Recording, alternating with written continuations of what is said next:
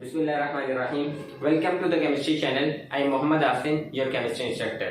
तो आज हम स्टार्ट ले रहे हैं बेसिक कॉन्सेप्ट से। This is our first ever lecture. हम स्टार्ट लेंगे एटम से। तो हम अगर एटम की बात करें तो 17वीं सेंचुरी तक ये सोचा जाता था कि एटम एक ऐसा पार्टिकल है जिसको हम फर्दर डिवाइड नहीं कर सकते। लेकिन अब रिसेंट रिसर्चेस की बात करें तो ऑलमोस्ट 100 सब एटॉमिक पार्टिकल डिस्कवर हो चुके हैं, जिनमें से चंद एक अगर बात की जाए तो वो प्रोटॉन, इलेक्ट्रॉन, न्यूट्रॉन,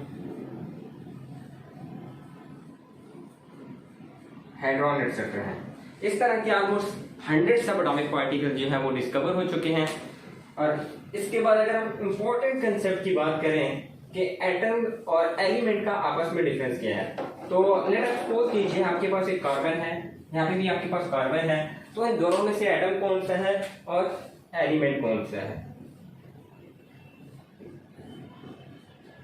तो पीरियोडिक टेबल का कोई भी जो एलिमेंट है, दैट इज हाइड्रोजन है, क्लोरीन है, कार्बन है, तो वो बेसिकली एक एलिमेंट होता है। जबकि उसके जितने भी आइसोटोप्स होते हैं, अगर हम ये कहें कि carbon 12 this is an atom, similarly carbon 13 is a different atom, similarly carbon 14 is a different atom, so we can say that carbon 12 is the atom of carbon element। और अगर हम एक और एग्जांपल की बात करें, जैसे हमारे पास वाटर है, वाटर के अंदर आपके पास 2 हाइड्रोजन और 1 ऑक्सीजन है, ठीक है। ये जो 2 हाइड्रोजन है, ये प्रोटियम, जो हाइड्रोजन का प्रोटियम आइसोटोप्स है उसकी बात कर रहे हैं, दैट इज इसमें प्रोटियम मौजूद है। तो अगर हम यहाँ पे ये कहें कि ये गलत नहीं होगा कि protium is the atom of hydrogen element. और एलिमेंट के बाद आपके पास जो एक इंपॉर्टेंट कंसेप्ट आता है केमिस्ट्री के अंदर, वो है सब्सटेंसेस का। अब सब्सटेंसेस 2 तरह की होती हैं, first one is pure substances and second one is mixture. अगर हम प्योर सब्सटेंस की बात की जाए तो एक ऐसा सब्सटेंस जिसके अंदर फिक्स कंपोजिशन होती है। अच्छा, पहले ये बात है कि आप सब्सटेंस किस चीज को बोलते हैं। आपके पास कोई भी चीज है, जैसे ये एक पेन है, जैसे ये व्हाइट बोर्ड है, जैसे हम पानी पीते हैं, जैसे गोल्ड है, कॉपर है, कोई भी चीज है उसको सब्सटेंस बोलते हैं। अब सब्सटेंस 2 तरह की, that is pure and mixture. Pure कौन सी होती है? जिसमें फिक्स कंपोजिशन हो। फिक्स कंपोजिशन जैसे आपके पास गोल्ड है, कॉपर है, जैसे आपके पास वाटर है। अब जो आपके पास गोल्ड है, ये अगर फिक्स, ये वो वाला गोल्ड नहीं जो हम ज्वेलरी पहनते हैं, उसके अंदर मिलावट होती है, ठीक है। प्योर गोल्ड की बात हो रही है तो ये प्योर है। इसी तरह अगर एक एलिमेंट की कॉपर की बात करें, इस तरह आपके पास वाटर है, सल्फ्यूरिक एसिड है। अब इनके अंदर, अब अगर आप देखें ना, वाटर के अंदर हमेशा 2 हाइड्रोजन होंगे, 1 ऑक्सीजन होगा। ऐसा नहीं होगा कि 2 हाइड्रोजन और साथ में 7 से 8 ऑक्सीजन हो, तो उसको हम वाटर नहीं बोलेंगे, कुछ भी और बोल लेंगे, ठीक है। तो दैट इज ये क्या है आपके पास प्योर सब्सटेंसेस। और अगर आप मिक्सचर की बात करते हैं, मिक्सचर एक ऐसी चीज को बोलते हैं जिसकी नॉन फिक्स कंपोजिशन होगी।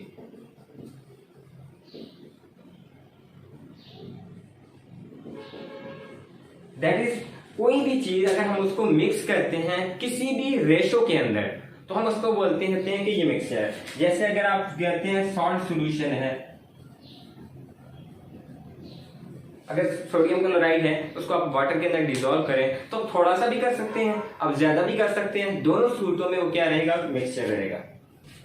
फर्दर बात करें मिक्सचर की, तो मिक्सचर में 2 तरह के मिक्सचर होते हैं, that is homogeneous and heterogeneous, ठीक है। 2 तरह के होते हैं। होमोजीनियस वो होते हैं कि अगर वो डिसॉल्व करें, जैसे हमने कहा है कि सोडियम क्लोराइड को हमने वाटर के अंदर डिसॉल्व करके सॉल्ट सॉल्यूशन बना लिया है, तो वो इस तरह से सॉल्व हो जाए कि act like a one thing. जैसे हम सोडियम क्लोराइड ऐड करते हैं, डिसॉल्व हो गया, जब आप पीते हैं सोडियम क्लोराइड आपको नजर नहीं आता, आपको एक क्लियर सोल्यूशन नजर आता है, तो इसको आप बोलते होते हैं ये होमोजीनियस है। और अगर हेट्रोजीनियस की बात करें तो एक ऐसा सब्सटेंस, जैसे आपने क्ले, जैसे आपने मड, मिट्टी जो है वाटर के अंदर डिसॉल्व कर दी, अब ये दोनों जो है आपके पास मिक्स तो हो जाएंगी मड वगैरह, लेकिन आपको क्लियर नजर आ रहा होगा कि इसमें से मिट्टी कौन सी है, इसमें से वाटर कौन। अच्छा, तो अब अगर प्योर सब्सटेंस की बात करें तो इसके 2 मेजर पोर्शन है, that is molecule and compound. तो अगर मॉलिक्यूल क्या होते हैं? कॉम्बिनेशन ऑफ 2 और मोर एटम दैट एग्जिस्ट इंडिपेंडेंटली। तो अब इसमें अगर हम एक और चीज होती है एटॉमिसिटी।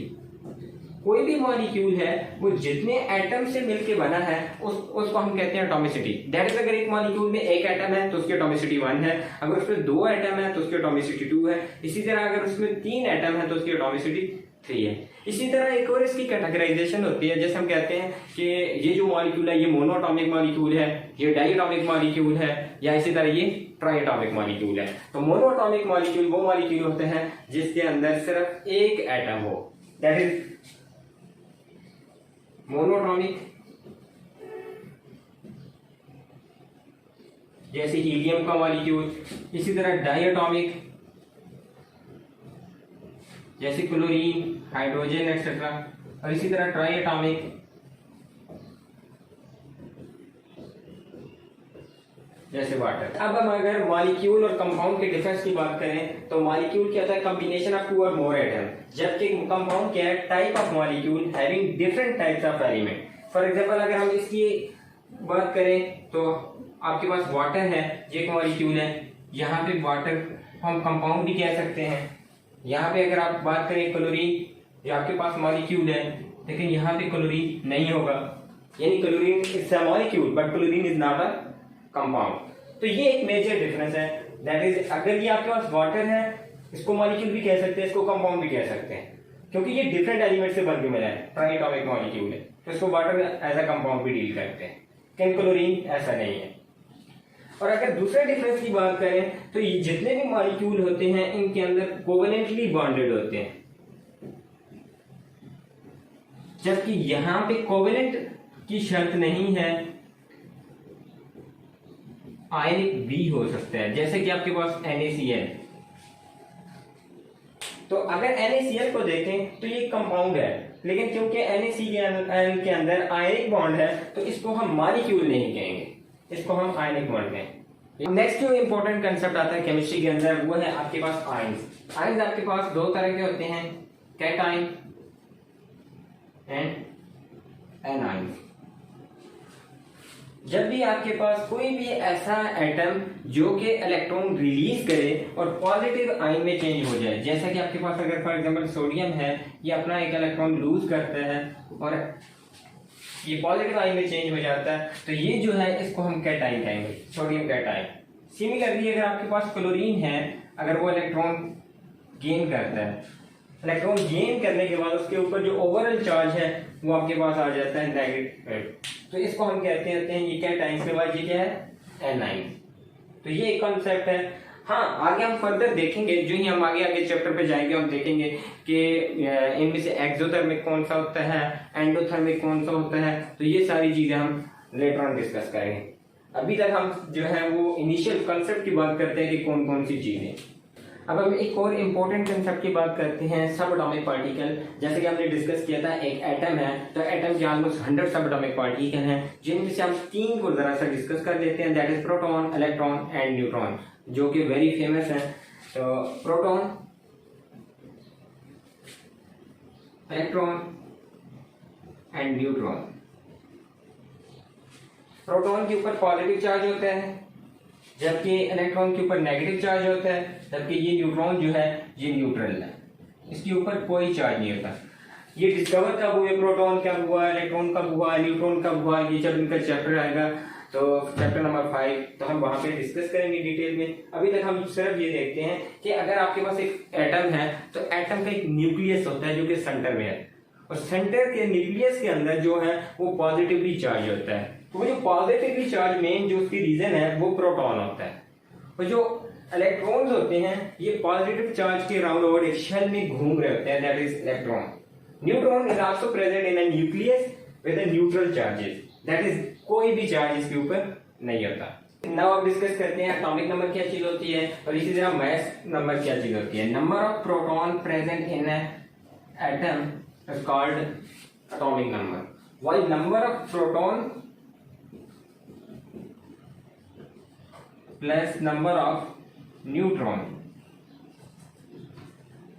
अगर number of proton plus neutron की बात करें तो इसे हम कहते होते हैं that is this is mass number. इसको जी से डिनोट करते हैं, जबकि इसको ए से डिनोट करते हैं, ठीक है। अब हम बात करते हैं आइसोटोप की।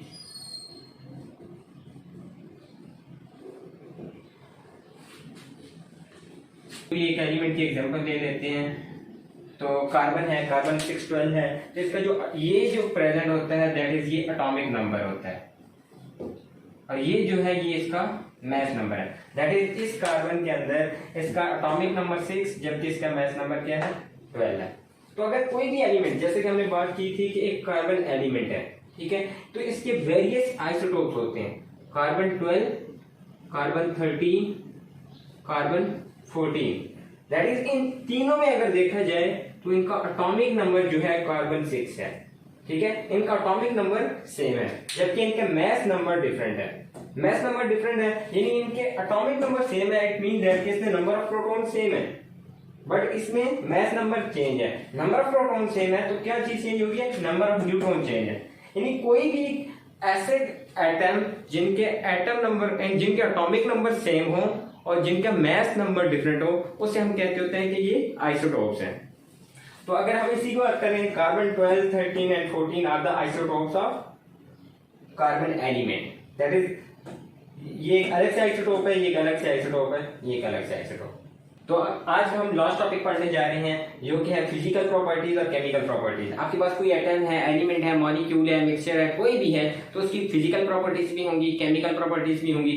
फिजिकल प्रॉपर्टीज वो प्रॉपर्टीज होती हैं जो देखने से आपको पता चल जाती हैं, यानी उसके लिए उसकी जो केमिस्ट्री है उसको चेंज नहीं करना पड़ता। फॉर एग्जाम्पल अगर आप फिजिकल की बात करें, इसके तो ऑर्डर हो गया, इसी तरह अगर इसका मेल्टिंग पॉइंट है, इसी तरह अगर इसका वॉल्यूम है, बॉइलिंग पॉइंट है, दैट इज अगर आपने वाटर ले लिया या कोई भी अपने कंपाउंड ले लिया तो उसका ये जितनी भी प्रॉपर्टीज हैं these are all physical properties, ठीक है। इसके लिए उसकी कोई केमिस्ट्री दैट इज उसका ना ही वो गैसेस सॉलिड में चेंज होगी, इस तरह से कोई किसी भी चीज की चेंजिंग नहीं आएगी। जबकि अगर केमिकल प्रॉपर्टीज हैं तो उसके लिए आपको एक केमिकल रिएक्शन करना पड़ेगा, दैट इज जो उसकी अपनी ओरिजिनल शनाख्त होगी वो हो जाएगी, वो एक नई चीज बन जाएगी। फॉर एग्जाम्पल अगर आपने एसिड का टेस्ट करना है तो आप या बेस का टेस्ट करना है तो आप टाइट्रेशन करते हैं, दैट इज आपने एसिडिटी फाइंड करनी है, बेसिसिटी फाइंड करनी है, क्या है, तो ये जो है ये इसकी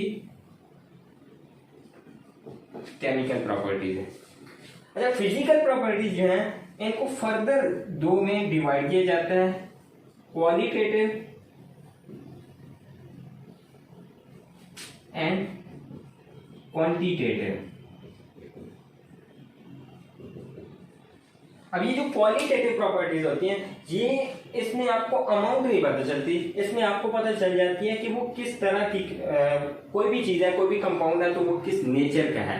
जैसे फॉर एग्जाम्पल आप बात करें कोई भी मेटल है, गोल्ड है आपके पास है या कोई भी है, तो उसकी डक्टिलिटी कितनी है, ठीक है, तो उसकी ब्राइटनेस कितनी है, तो आप उसको मेजर नहीं कर सकते, उसको जस्ट आप बता सकते हैं कि इसकी ब्राइटनेस है, इसकी डक्टिलिटी है। इसी तरह अगर आप क्वांटिटेटिव की बात करें तो जैसे आप कह सकते हैं इसका वॉल्यूम है तो वो मेजरेबल है, तो इसका वॉल्यूम अगर आप कहते हैं 3 मीटर क्यूब है, 5 सेंटीमीटर क्यूब है, इस तरह इसकी लेंथ 10 मीटर है, तो ये क्वांटिटेटिव है। अब क्वांटिटेटिव के लिए आपको यूनिट का पता होना लाजमी है, तो हम कभी किसी लेक्चर में यूनिट को फर्दर डिस्कस करेंगे कि यूनिट क्या होते हैं, कैसे होते हैं। आज के लिए आई थिंक सो ये इनफ है। Thank you so much. तो अपना फीडबैक जरूर दे दीजिएगा, ईमेल यहाँ पे दिया है। Thank you so much.